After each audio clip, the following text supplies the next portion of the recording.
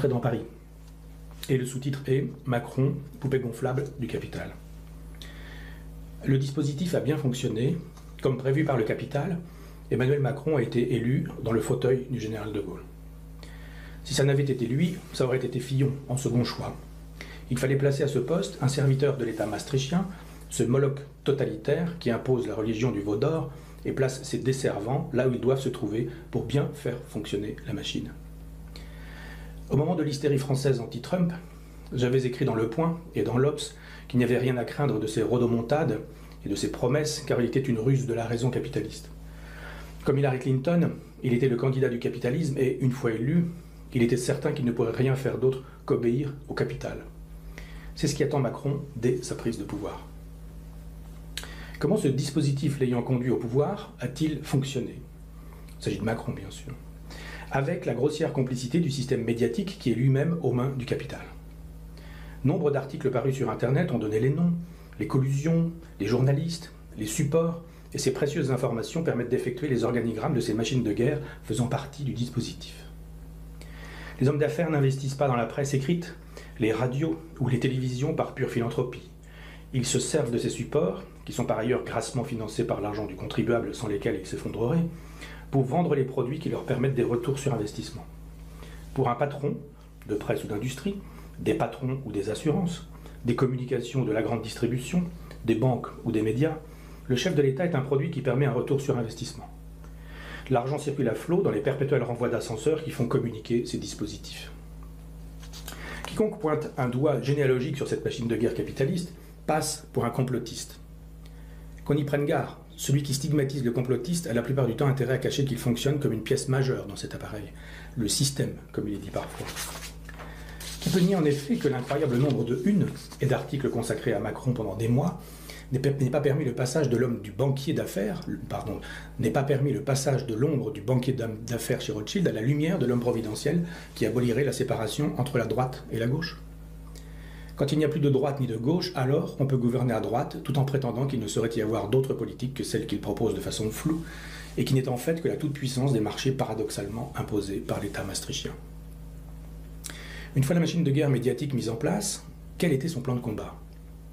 Il fallait tout faire pour transformer une élection en 2 tours facile à perdre en élection à 1 tour assimilable à un plébiscite plus facile à gagner.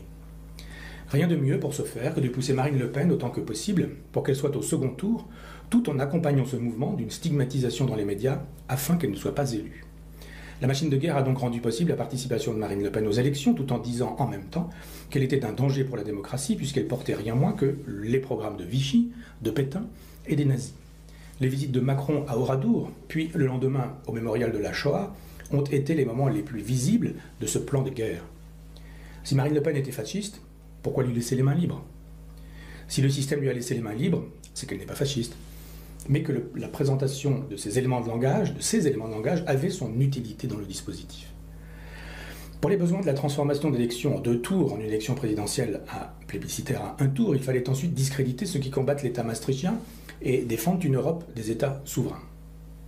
Les éléments de langage sont connus. Depuis Maastricht, voter contre l'Europe libérale, c'est prétendument voter contre toute Europe. Comme s'il n'y avait qu'une seule idée possible de l'Europe.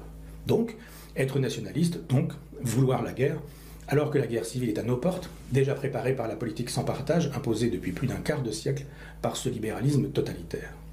Ajoutons à cela que, parmi les éléments de langage repris jusqu'à l'écœurement par la presse dominante, l'électorat en faveur d'une Europe des nations souveraines contre une Europe libérale est présenté comme rural, provincial, campagnard, sous-diplômé, inculte, puis ne reculons devant rien comme raciste, xénophobe, vichiste et antisémite. Comment faire passer ces éléments de langage dans la campagne? En faisant de telle sorte que les candidats qui s'opposent à l'Europe libérale soient caricaturaux. Jean Lassalle, avec son fort accent béarnais, ses tirades lyriques, ses prises de parole folkloriques, faisait tout aussi bien l'affaire que Jacques Cheminade, qui a pour programme d'installer des colonies sur la Lune avant de conquérir Mars, ou bien Philippe Poutou, qui affirme que le policier assassiné sur les Champs-Élysées par un terroriste islamiste n'aurait peut-être pas été tué s'il n'avait pas été armé. Sinon, Nathalie Arthaud, professeure d'économie et de gestion dans un lycée, qui veut, comme un prof qui met un élève perturbateur à la porte de sa classe, nationaliser illico les banques et les entreprises sans indemnité compensatoire. Tout ce petit monde a, comme c'est étrange, trouvé facilement le parrainage des 500 signatures qui semble si difficile à obtenir pour Jean-Luc Le Pen pour Jean-Luc Mélenchon ou Marine Le Pen, qui, à eux deux, et avec des programmes bien moins farcesques, rassemblent pourtant plus de 40% des suffrages. Ces deux-là, d'ailleurs, auront été fluctuants en fin de campagne sur les questions de l'euro, de la sortie de l'État maastrichtien, d'un hypothétique Frexit, d'un abandon de l'euro. S'ils ne voulaient pas être relégués dans le camp des gardiens de chèvre, des lunaires, des martiens, des demeurés ou des bolcheviks, il leur fallait rétro-pédaler, pédaler quand même, retenir le pédalage, pédaler à côté, pédaler en marche arrière, mais faire avancer le pédalo. Au bout du compte, illisibles et peu crédibles sur ce sujet, ces deux-là se sont même condamnés in fine à rejoindre le camp des petits candidats. Ils ont été éliminés.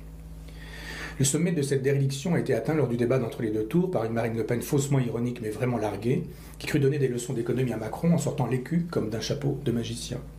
L'énarque, quant à lui, faussement dubitatif mais vraiment sidéré, n'a pas su profiter de cet avantage pour porter l'estocade qui aurait achevé cette corrida pour longtemps.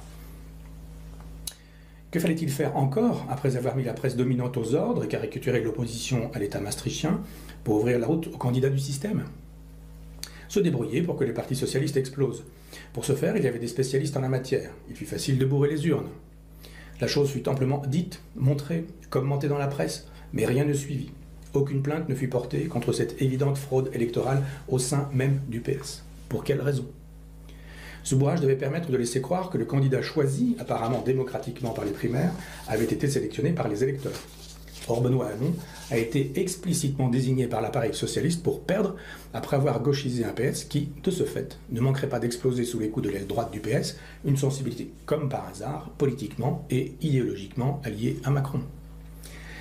Les multiples changements de pied sur la question du revenu minimum universel, le noyau dur du candidat socialiste, ont convaincu les téléspectateurs du manque de sérieux de l'apparatchik du parti qui, lui aussi, fut une poupée gonflable, mais de la rue de Solferino dans laquelle François Hollande dispose toujours d'un pied-à-terre.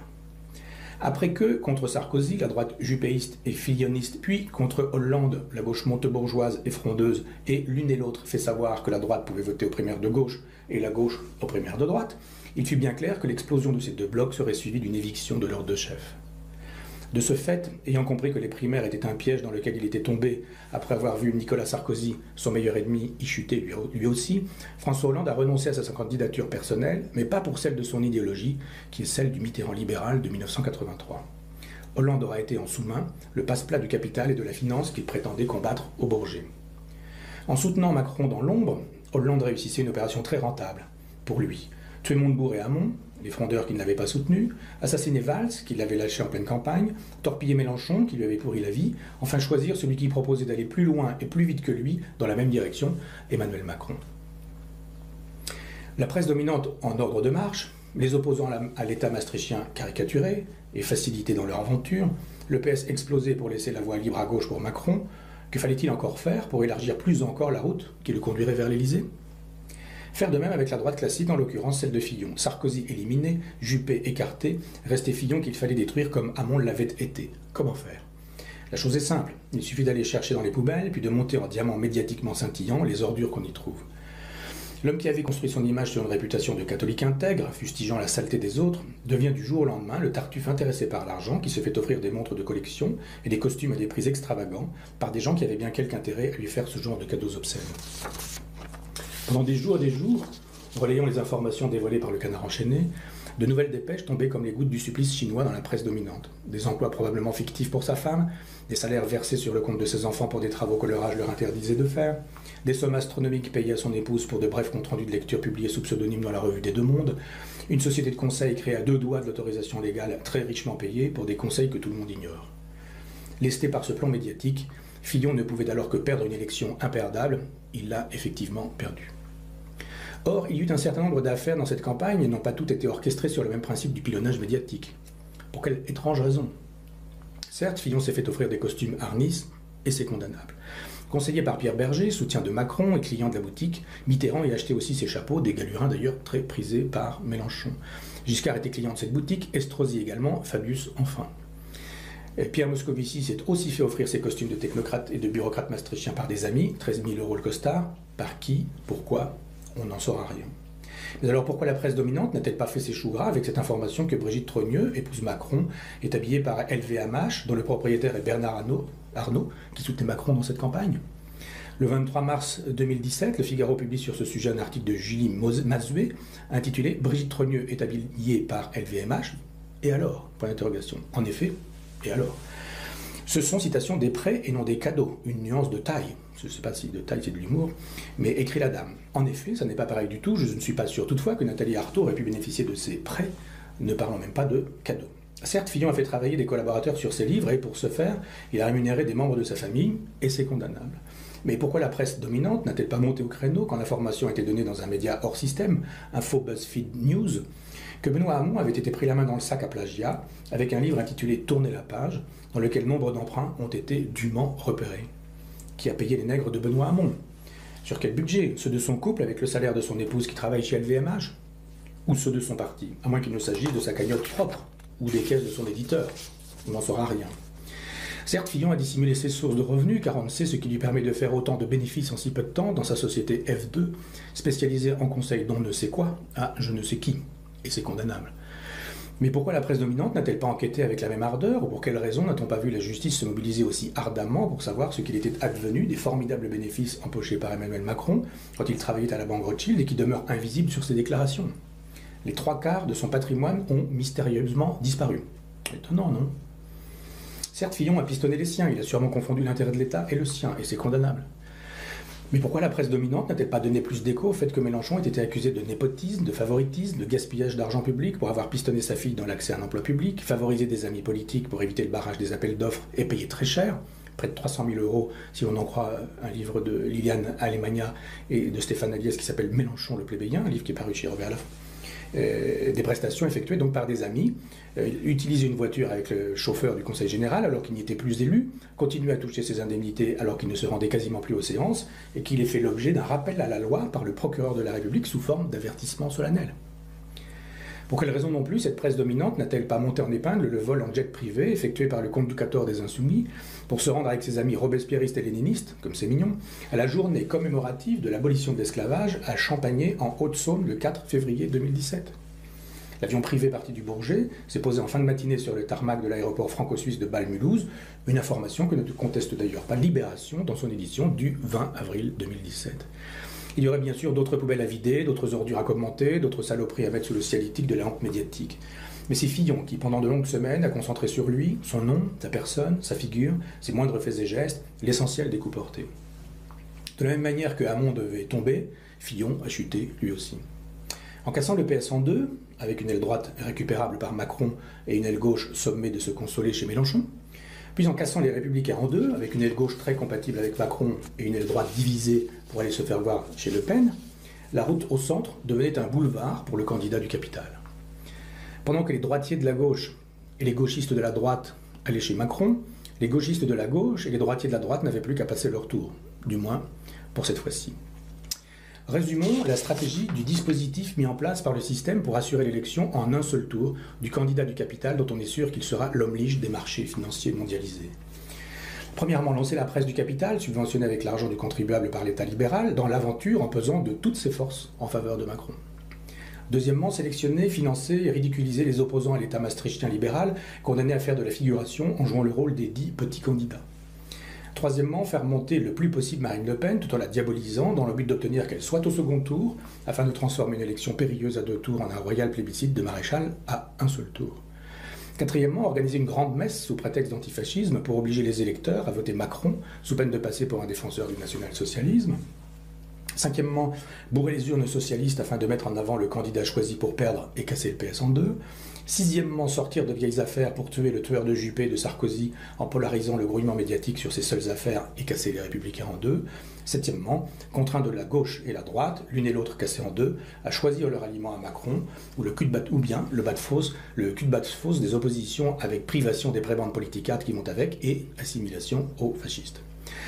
Convenons qu'on pouvait ne pas se soumettre à ce dispositif en ne votant ni au premier ni au second tour de cette élection dont j'ai dit depuis des années que son gagnant serait, quoi qu'il arrive, un exécutant de l'État maastrichtien. Précisons pour conclure que, par hubris, par démesure donc, 2 personnes ont été les idiots utiles de cette stratégie. L'idiot utile, c'est celui qui, dans le vocabulaire de Hegel, est la ruse de la raison de l'histoire.